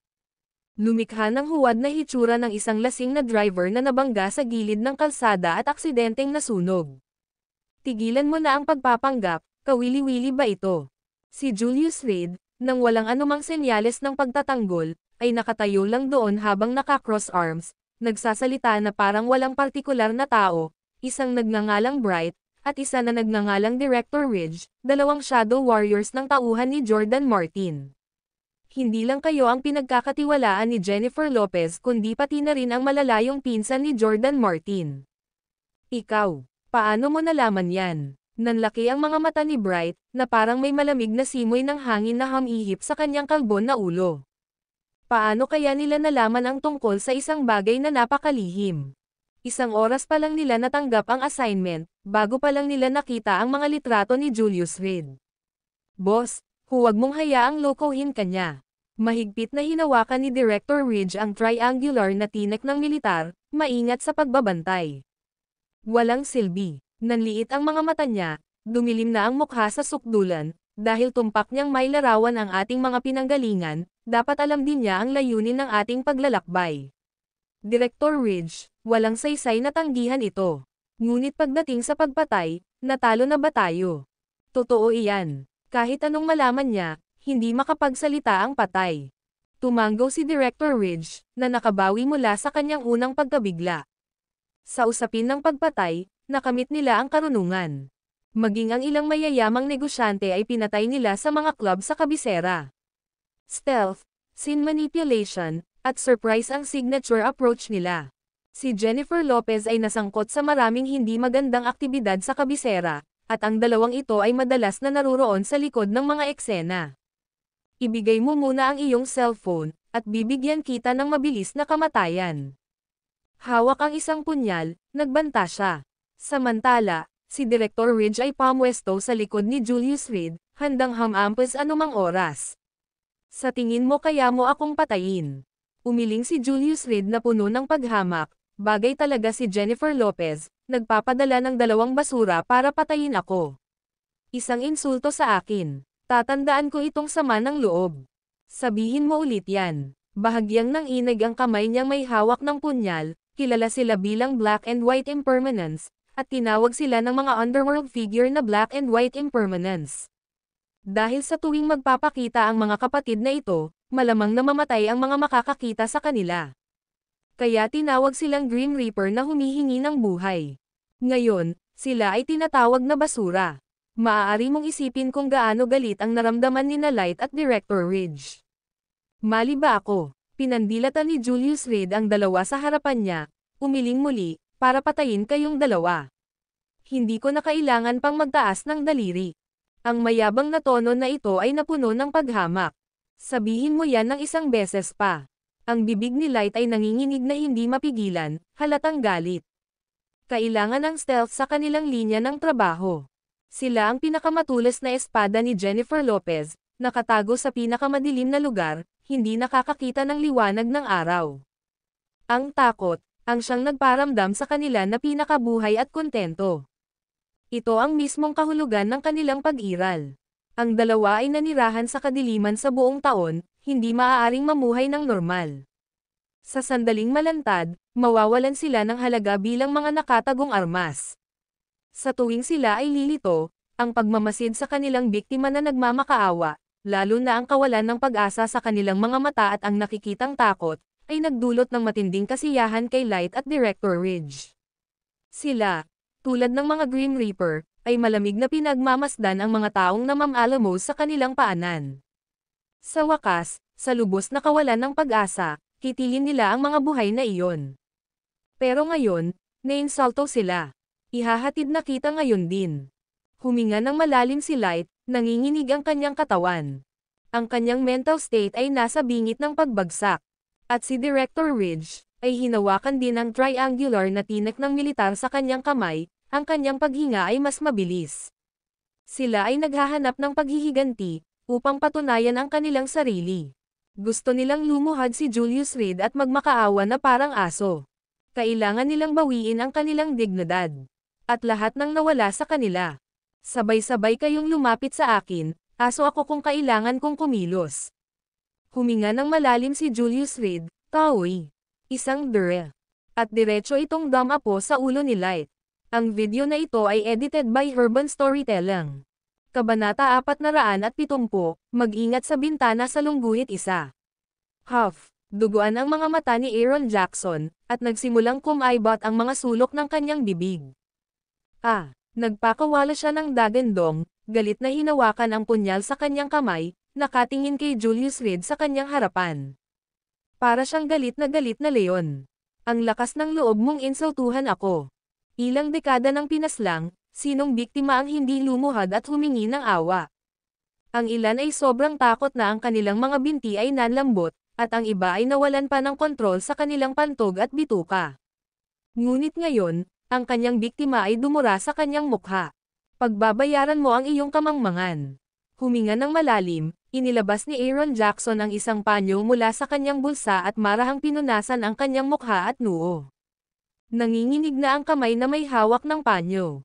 Tway. Hindi pa man siya nakakatapos magpunas ay iniluwa na naman ni Julius Reed ang mukha ni Aaron Jackson. Nililigawan mo si kamatayan. Nanlalaki ang mga mata ni Aaron Jackson, at pinakawalan niya ang buong lakas sa sandaling iyon. Hiwain. Mabilis niyang ibinaba ang punyal sa kanyang kamay, na hinihiwa sa hangin na may sumisitsit na tunog. At sa likod ni Julius Reed, itinulak din ni Director Ridge ang triangular na tinek ng militar na may masamang hangarin. Hindi alintana kung aling strike ang tumama, walang alinlangan na ito ay isang nakamamatay na sitwasyon, walang pagkakataon na mabuhay. Ang kanilang koordinasyon ay walang putol, si Julius Reed ay tila walang puwang upang makatakas. Whoosh! Ngunit pinilipat ni Julius Reed ang kanyang katawan sa hindi kapani-pani walang anggulo at marahas na sinipa si Aaron Jackson sa palso. Klang! Agad na sinipa ang punyal at nahulog sa lupa. Pagkatapos, umikot siya at sinalo sa isang kamay ang triangular na tinek ng militar. Basag! Pinutol niya ito sa dalawa. Paano ito posible? Napaatras ng isang hakbang si Director Ridge, habang gulat na napatingin sa sirang triangular na tinek ng militar sa kanyang kamay. Ginamit niya ang triangular na tinek ng militar na ito sa loob ng mahigit isang dekada, at ito ay kumitil ng buhay ng hindi bababa sa 30 kung hindi 50. Ang purong bakal na triangular na tinek ng militar ay hindi man lang magasgasan kung tumama ito sa bato. Ngunit ngayon, ito ay nasira ng mga kamay. Tao ka ba o multo? Si Director Ridge, madalas na kilala bilang Grim Reaper, ay nakaramdam ng takot sa unang pagkakataon. Napalunok siya, nakaramdam ng lamig sa kanyang gulugad. Si Aaron Jackson, sa kabilang banda, ay napuno rin ng takot. Ang kanyang punyal ay naitaboy na. Ngayon ang kanyang palso ay parang nabali, ganap na hindi natitinag. Sa dalawang galaw lamang, ganap na na-neutralize ang kanilang mga diskarte sa pagpatay. Paumanhin, hindi ako nagsabi ng mga kamay, ngunit hindi ko napigilan ang aking sarili. Napakamot ng ulo si Julius Reed, biglang parang may naalala, kung papatayin ko kayong dalawa, wala namang makakaalam nito, di ba? Hehe, henyo talaga ako. Hindi pa siya nakakatapos magsalita ay naramdaman ni na Director Ridge at Aaron Jackson ang panginginig sa likod ng kanilang mga ulo. Mas walang awa kaysa sa kanilang sarili. Sino ka ba? Nagsimulang lumingalinga ang mga mata ni Aaron Jackson sa paligid, naghahanda ng tumakas. Maliwanag, nabangga sila sa isang pader. Hindi ito katulad ng inilarawan ni Jennifer Lopez. Anong kahinaang nabubuhay sa isang babae, anong basurang walang lakas na salo ng manok. At ang impormasyon mula kay Jordan Martin ay mas nakakatakot. Upang mapababa sa isang galaw, ito ang unang pagkakataon na nakatagpo ni Aaron Jackson ang gayong tao sa kanyang mga taon ng pagpatay. Bagamat sila ay mga assassin, ang kanilang hand-to-hand combat skills ay kat-anji-tangi. Si Aaron Jackson mismo ay nagmula sa Beijing Taekwondo Association at nanalo pa ng mga parangal sa kanyang kabataan. At si Director Ridge ay pinag-aralan ang paraan ng samurai sa Japan at pagkatapos na masangkot sa isang pagpatay, ay kinupkop ni Jennifer Lopez, at mula noon ay palaging nabubuhay sa isang madilim na mundo. Sa pag-uugaling parang anino sa araw, naglakas loob lamang silang gumala sa gabi. Tamang-tama ang pagtawag sa kanya ng Grim Reaper. Kung tutuusin, parang multo, gabi-gabi lang siya naglakas loob na lumabas. Hindi mo alam kung sino ako. Tinaas ni Julius Reed ang kanyang kilay, hindi makapaniwalang sinabi, mga kapatid, pakiusap ituwid mo ito. Naparito ka upang patayin ako, maaaring maling tao ang nakuha mo. Maling pagkakakilanlan, pasensya na, huwag mo itong personalin. With a quick shift of his gaze, he immediately offered an apologetic smile, Kuya, nagkamali talaga kami. Patawarin mo ang abala na naidulot nito sa iyo. As for compensation, rest assured, 5 million, okay lang ba? Pareho silang may pera, kahit na marami. Bawat isa sa kanila ay may mga ari-arian na nagkakahalaga ng mahigit 100 milyon. Ngunit walang lugar para sa kanila na gastusin ito. Damit, pagkain, tirahan, at transportasyon ibinigay ng pamilya Lopez ang lahat, kaya hindi na kailangan pang gumastos ng pera. Bukod dito, hindi sila makagalaw sa araw tulad ng mga normal na tao at mag-enjoy sa buhay. Kaya sa kanila, walang pinagkaiba ang pera sa basurang papel. Isang pagkakamali, nakaramdam ng galit si Julius Reed, kaya kung mahina lang ang kakayahan ko, namatay na lang ako para sa wala. Naisip ba nila na ang pagbanggit lamang ng isang pagkakamali ay magpapalaya sa kanila? Saang lupalop nagkaroon ng ganoong murang deal. Bukod dito, sa sandaling kumilos ang mga taong ito, nagpadala na si Aaron Jackson ng mensahe, na ipinasa ang lahat ng detalye tungkol sa Samurai at Director Ridge. Sa piging sa 5 State International Building, naunawaan ni Julius Reed ang lahat ng katalinuhan sa dalawang lalaki, kaya naging bantay siya sa lahat ng oras. Total nasa sasakyan pa rin ang asawa niya. Pagkatapos lamang na tumama ang sasakyan sa kalsada ay nalaman niyang sinusundan siya ng mga ito, na nagpaplanong mag-strike sa pamamagitan ng pagdulot ng aksidente sa trapiko. So anong gusto mong gawin? Hinawakan ni Director Ridge ang sirang triangular na tinek ng militar sa likod niya. Kuya, hindi rin naman kami madaling guluhin. Kung pipilitin mong lumaban hanggang sa mapait na dulo, natatakot ako na wala itong pakinabang sa iyo, tama. Kabaitan at autoridad, ang karaniwang mga taktika. Tama, napagkamalan ka nga naming magkakapatid na iba at nagdulot ng gulo sa iyo. Pero kung willing kang kunin ang pera, magpanggap tayo na hindi ito nangyari, at maaari pa rin tayong maging magkaibigan sa hinaharap. Habang nagsasalita si Samurai, dahan-daang inabot ng kanyang kamay ang nakatagong kahon ng sandata sa kanyang baywang. Ang pagpaparalise sa kaaway ay hindi para sa kapakanan ng buhay, ngunit para sa panghuling welga. Kung binitawan ni Julius Reed ang kanyang bantay, umaasa sa mga kasanayan sa darts ng samurai, ang isang paghagis ay matiyak na walang makakaligtas. Ang bagay na ito ay maaaring nasa negosasyon, ngunit maaaring hindi mo ito matatanggap. Napakamot ng ulo si Julius Reed, mukhang problemado. Ngunit walang masama sa pagsasalita, pagkatapos ng lahat, kasalanan natin ang magsimula. Agad na naunawaan ni Director Ridge ang intensyon ni Samurai at nagsimulang makipag-ugnayan kay Julius Reed, sinusubukang hilin siya sa kasiyahan. Since you tried to kill me, it's only fair if I kill you once, right? Isang mahinang tawa ang pinakawalan ni Julius Reed. Hey, kuya, pinaglalaroan mo lang ba kami? Ang mga mata ni Director Ridge ay patuloy na gumagalaw. Ngayong tinatamasa na ni Julius Reed ang kagalakan ng isang nanalo, ito na ang pinakamagandang pagkakataon. Kung ganoon ang kaso, pagkatapos ay i-drop natin ito. Whoosh! Sinamantala ang kanyang pagkakataon, si Director Ridge na may sirang triangular na tinek ng militar sa kanyang kamay ay biglang nilaslas kay Julius Reed. Boss, kumilos ka na. Galit niyang sigaw, sinusubukang akitin ang atensyon ni Julius Reed sa kanyang biglaang paghampas, para bigyan ng pagkakataon si Samurai na ihagis ang kanyang dart. Mamatay. Kasabay nito, mabilis na kinuha ni Samurai ang kanyang kahon, itinutok ito kay Julius Reed, at pinalitaw ang mekanismo. Whoosh! Sumipol ang dart, ngunit si Julius Reed ay tila naglaho sa manipis na hangin. Tuwid na lumipad ang dart sa noo ni Director Ridge. Thud! Nanlalaki ang mga mata ni Director Ridge nang bumagsak siya sa lupa, patay na nakatitig sa mga mata. Damaloy ang dugo mula sa kanyang ulo, unti-unting nabahiran ng pula ang lupa. Ano? Nalaglag ang nakatagong kahon ng sandata mula sa kamay ni Samurai sa lupa, na blanko ang kanyang isip. Ano ang nangyari sa lupa?